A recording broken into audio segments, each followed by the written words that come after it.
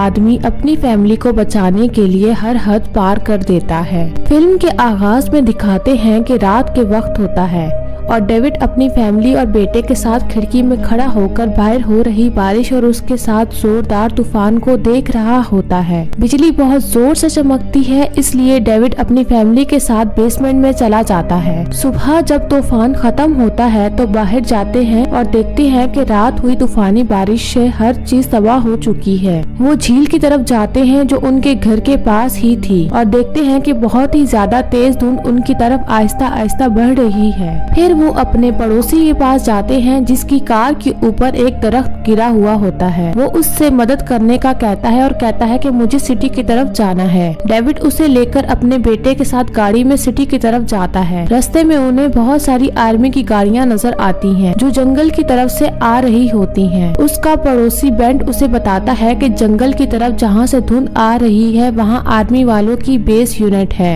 और कुछ दिन पहले वहाँ एक एलियन शिप गिरा था जिसमें बहुत सारे एलियन भी थे। फिर वो मार्केट पहुंचते हैं तो वहाँ सुपर स्टोर पे अफरा तफरी का आलम होता है। सब भर भर कर सामान खरीद रहे होते हैं। फिर वो एक आर्मी वाले से पूछते हैं कि ये सब क्या हो रहा है। वो बताता है कि तूफान की वजह से सब डर गए हैं। फिर वहाँ एक बूढ़ा आदमी भागता हुआ आता है जो कि बहुत ज्यादा जख्मी होता है। वो बताता है कि जो धुंध शहर की तरफ आ रही है वो खतरनाक है और उसमें कुछ अजीब सी चीज है जो इंसानों को नुकसान पहुंचा रही है। सब लोग डर जाते हैं और सुपर स्टोर के अंदर चले जाते हैं ताकि धुंध से बच सके।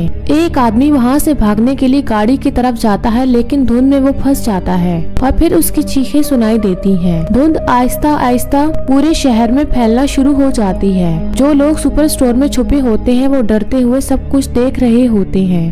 फिर उसी वक्त हर चीज हिलने लग जाती है जैसे ज़लज़ला आया हो। किसी को कुछ समझ नहीं आता कि ये सब क्या हो रहा है और क्यों हो रहा है। फिर एक औरत कहती है कि मेरे बच्चे घर पर अकेले हैं, कोई मेरी मदद करे घर जाने में, लेकिन सब डरे होते हैं क्योंकि बाहर हर तरफ धुंध होती है। फिर वो अकेली बाहर धुंध में निकल जाती है और गायब हो जाती है। डेविड अपने बेटे को गोद में उठाए घूम रहा होता है। फिर वो अपने बेटे को बिठाकर कुछ लोगों से मदद मांगता है कि मेरे बेटे का ख्याल रखें, इसे ठंड लग रही है, मैं इसके लिए कुछ लेकर आता हूँ। फिर वो अंदर की तरफ जाता है जहाँ जनरेटर लगा होता है और उसमें से धुआं निकल रहा होता है। वो उसे बंद कर वापस जाने लगता है तो उसके पीछे की साइड से कुछ आवाज आती है। फिर अचानक उस तरफ बंद शटर जोर जोर से हिलने लग जाता है और जिसे देखकर वो डर जाता है और वो भागकर वापस स्टोर की तरफ चला जाता है। वहाँ स्टाफ के लोग कहते हैं कि जनरेटर किसने बंद किया है तो डेविड कहता है कि वहाँ कुछ गड़बड़ है, जनरेटर से धुआं निकल रहा था इसलिए मैंने बंद कर दिया। वो जनरेटर चलाने के लिए अंदर जाते हैं तो डेविड उन्हें मना करता है लेकिन वो उसकी बात नहीं मानते। जनरेटर चेक करने पे पता चलता है कि उसमें कुछ गड़बड़ है। फिर वो जनरेटर की रिपेयरिंग के लिए जब शटर खोलते हैं तो बाहर से धुआं अंदर आना शुरू हो जाता है। फिर अचानक एक ऑक्टोपस के हाथ शटर के अंदर से आता है और एक लड़के की टांग को पकड़ अपनी तरफ खींचता है। डेविड फौरन उस लड़के को बचाने के लिए उसे पकड़ लेता है और दूसरे लोगों से भी मदद करने को कहता है, लेकिन सब डर कर पीछे हो जाते हैं और वो अजीब सी मखलूक उस लड़के को खींचकर बाहर ले जाती है। उसके बहुत सारे हाथ होते हैं। डेविड कुल्हाड़ी से उसका एक हाथ काट देता है। फिर वो वापस मेन स्टोर में जाकर बाकी लोगों को इस ऑक्टोपस नुमा जानवर के बारे में बताते हैं। सब लोग अंदर आकर देखते हैं, वहाँ उसका कटा हुआ हाथ पड़ा होता है। उसे जब वो स्टिक की मदद से चेक करता है तो वो एकदम से हरकत करता है, फिर पिघलकर लिक्विड की शेप में आ जाता है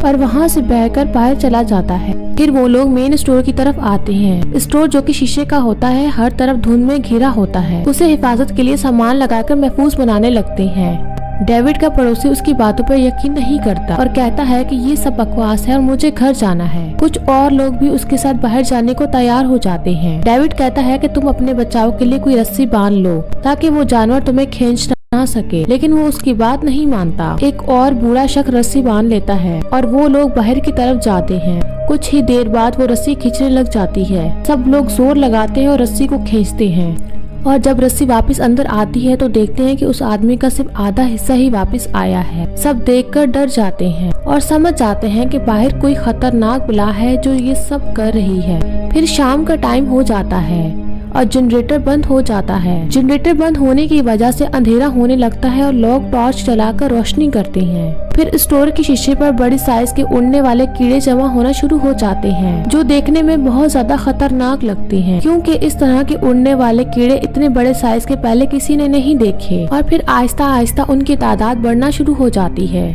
और फिर शीशा भी इतना मजबूत नहीं था और कभी भी टूट सकता था। फिर अचानक एक बड़े साइज का परिंदा आता है जो बहुत ही भयानक शक्ल का होता है और वो शीशे पे अपनी चोंच जोर जोर से मारता है। सब लोग परेशान हो जाते हैं कि ये सब कुछ क्या हो रहा है। फिर एक आदमी कहता है कि ये सब जानवर रोशनी की वजह से इस तरफ आ रहे हैं, सबको अपनी लाइट्स बंद करनी पड़ेंगी। लेकिन उस वक्त तक जनरेटर भी ऑन हो चुका होता है, इसलिए रोशनी बहुत तेज हो जाती है। फिर अचानक बड़ा परिंदा छोटे परिंदे को खाने के लिए अपनी चोंच जोर से शीशे पर मारता है तो शीशा टूट जाता है और उसमें से एक छोटा परिंदा अंदर घुस जाता है और एक लड़की पर हमला करके उसे मार देता है। बड़ा परिंदा दूसरे बंदे पर अटैक करता है और उसे भी अपनी चोंच से मार देता है। फिर एक आदमी अपने बचाव के लिए एक डंडे के आगे कपड़ा बांधकर उस पे आग लगाता है, लेकिन परिंदे को डराने के चक्कर में उसको खुद ही आग लग जाती है। फिर एक औरत जिसका नाम जेनी होता है उस पर एक कीड़ा आकर बैठता है, तो वो समझदारी का मुजाहरा करते हुए भागने के बजाय एकदम रुक जाती है और खुदा से मदद मांगती है। वो खतरनाक कीड़ा उसे बेजान खड़ा देखकर उसके ऊपर से बगैर नुकसान पहुंचाए उड़ जाता है। फिर डेविड को दिखाते हैं जो स्टाफ के लोगों के साथ बैठा होता है और कहता है कि इन परिंदों के काटने से काफी ज्यादा लोग जख्मी हो गए हैं, इसीलिए पास मौजूद मेडिकल स्टोर से कुछ दवाइयाँ लानी पड़ेंगी। फिर डेविड कुछ लोगों के साथ पास वाले मेडिकल स्टोर पे जाता है। वहाँ जब वो मेडिसिन ले रहे होते हैं तो एक साइड पर एक आर्मी वाला बंदा मकड़ी के जाल में फंसा होता है और बहुत मुश्किल से सांस ले रहा होता है। वो कहता है कि ये सब हमारी अपनी गलती से हुआ है। फिर उसके अंदर से मकड़ियाँ निकलना शुरू हो जाती हैं और उसकी डेथ हो जाती है। फिर वो मकड़ियाँ उन पर भी हमला करती हैं और अपना जाल फेंकती हैं और एक आदमी की टांग पर जाल लिपट जाता है और वो फंस जाता है। उसके जाल में एक खतरनाक केमिकल होता है जिससे उसकी टांग जलने लग जाती है और वो जोर से चीखता है। एक दूसरे बंदे को एक मकड़ी गर्दन से जाल में लपेटती है और उसका पूरा चेहरा जलना शुरू हो जाता है और वहाँ 2 बंदे मर जाते हैं। डेविड और बाकी बच्चे आदमी वहाँ से मुश्किल से अपनी जान बचाकर भागते हैं और दवाइयाँ लेकर वापस सुपर स्टोर तक पहुँच जाते हैं। वहाँ पे जो एक आर्मी वाला होता है, डेविड उसके साथी से पूछता है कि ये बताओ ये सब क्या माजरा है। तुम्हारे एक साथी ने मरते हुए बताया है कि ये सब तुम्हारी गलती। वो बताता है कि हम लोग ऊपर पहाड़ों पर रिसर्च कर रहे कि इस दुनिया के आसपास और भी दुनिया है जिसका रास्ता वहाँ पहाड़ी पर था और ये सब मखलूक दूसरी दुनिया से यहाँ आई है। वहाँ जो मिसेस जेनी होती है वो कहती है कि ये सब खुदा की तरफ से है और इसका इल्जाम उस आर्मी वाले पर लगाती है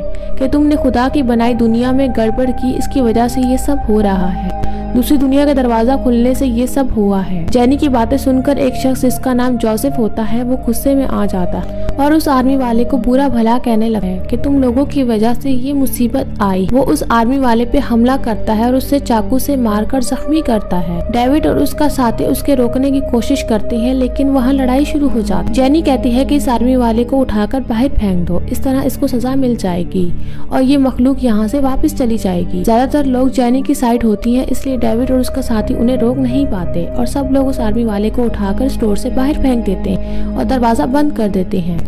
वो आर्मी वाला उनसे माफी मांगता है और अंदर वापस आने की इल्तिजा करता है लेकिन वो उसे अंदर आने नहीं देते। फिर एक बड़ी मकड़ी वहाँ आती है और अपनी नोकीली टांग से उस आर्मी वाले को उठा के ले जाती है और सब देखते ही रह जाते हैं। फिर रात हो जाती है और सब वहीं स्टोर में सो जाते हैं। फिर सुबह होती है तो डेविड और उसके साथी स्टोर से निकलने लगते हैं लेकिन जेनी उन्हें रोक लेती है और कहती है कि तुम लोग बाहर नहीं जा सकते। फिर वो कहती है कि इस मखलूक को वापस भेजने के लिए हमें एक और कुर्बानी देनी होगी, तभी वो मखलूक वापस जाएगी और वो कुर्बानी एक बच्चे की। स्टोर में सिर्फ एक डेविड का ही बच्चा होता है और जेनी के मानने वाले भी उसकी बात मानते हैं और डेविड के बेटे की कुर्बानी देने को कह रहे हैं ताकि बाकी सबकी जान बच सके। डेविड और उसके साथी सब इकट्ठे हो जाते हैं और डेविड के बच्चे को बचाने के लिए वहाँ लड़ाई शुरू हो जाती है और डेविड का एक ऐसा साथी जिसके पास गन होती है वो फायर करके जेनी को मार देता है, क्योंकि जब तक जेनी जिंदा है वो लोग पीछे हटने वाले नहीं थे और एक मासूम बच्चे की कुर्बानी देना चाहते थे। फिर डेविड और उसका साथी बच्चे को लेकर स्टोर से बाहर निकल जाता है और बाहर हर तरफ धुंध होती है, कुछ भी नजर नहीं आ रहा होता।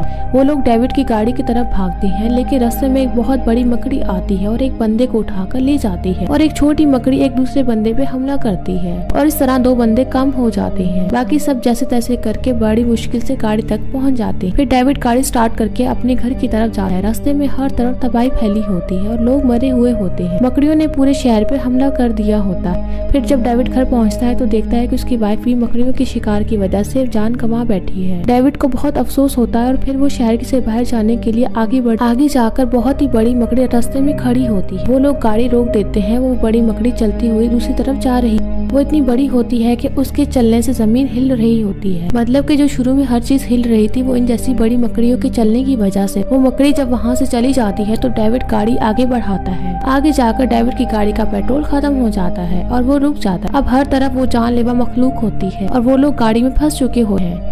अब उनके पास बचने के लिए कोई रास्ता नहीं होता। और फिर डेविड अपनी गन निकालता है और कहता है कि इनका चारा बनने से अच्छा है कि हम खुद ही अपनी जान दे दें। वो चेक करता है तो गन में सिर्फ 4 गोलियां होती हैं और वो 5 लोग होते हैं। मजबूर होकर डेविड गाड़ी में 4 फायर करता है और फिर अपनी जान देने के लिए गाड़ी से बाहर आ जाता है। बाहर आने के बाद धुंध के अंदर से एक बहुत बड़ी चीज उसकी तरफ बढ़ती है और करीब आने पे वो देखता है कि वो आर्मी का टैंक है और आर्मी ने रेस्क्यू करते हुए सब मकड़ियों का सफाया कर दिया है और अब सब खतरनाक जानवर मरते जा रहे हैं। वो देखता है कि आर्मी वालों ने स्टोर में फंसे लोगों को भी बचा लिया है और वो औरत जो अपने बच्चों को बचाने के लिए स्टोर से बाहर निकली थी वो भी अपने बच्चों के साथ महफूज है। ये देखकर डेविड को बहुत ही ज्यादा पछतावा होता है कि उसने अपनी सारी फैमिली को खो दिया, ना अपनी वाइफ को बचा सका और ना ही अपने बच्चे को, बल्कि उसने खुद ही अपने हाथों से अपने बेटे को और बाकी 3 लोगों को कत्ल कर दिया। वो चीख कर रोने लगता है कि उससे बहुत बड़ी गलती हो गई है। अगर वो सब्र से काम लेता और कुछ हिम्मत करता तो अपनी फैमिली को बचा सकता था। और फिर यहाँ ये फिल्म खत्म हो जाती है।